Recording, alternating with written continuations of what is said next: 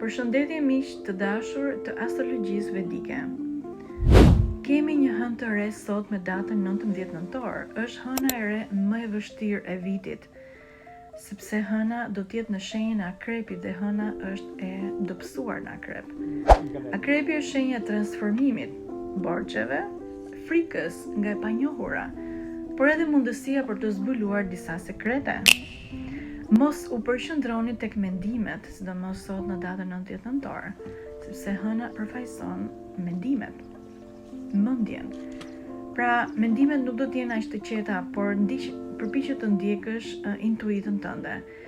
Duhet kenë më shumë kujdes sot në hënën e re ata që kanë ascendent Akrepin dhe Dashin.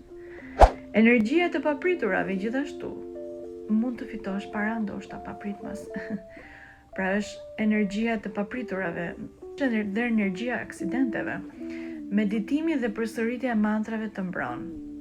Hëna e re është dobësuar në Akrep, kështu që hëna e re në Akrep është, si thua, është drita e hënës që reflekton në sipërfaqen e oqeanit. Mirë po Akrepi simbolizon thellësinë e oqeanit. Pra hëna nuk ndihet mirë në këtë shenjë.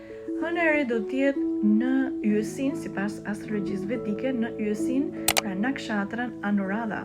Yjesia e përkushtimit ndaj hynores, është yjesia e suksesit gjithashtu, ka simbolin e lotusit, pastërtinë.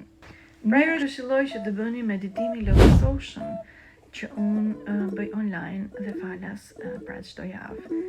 Meditimi Lotus Ocean ka simbolin e lotusit dhe është pikërisht simboli kësaj nakshatre Anuradha.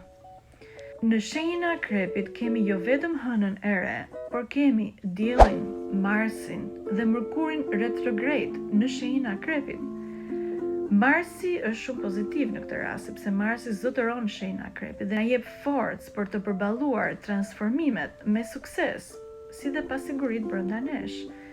Mërkuri retrograde do të thotë mos balancë mendore.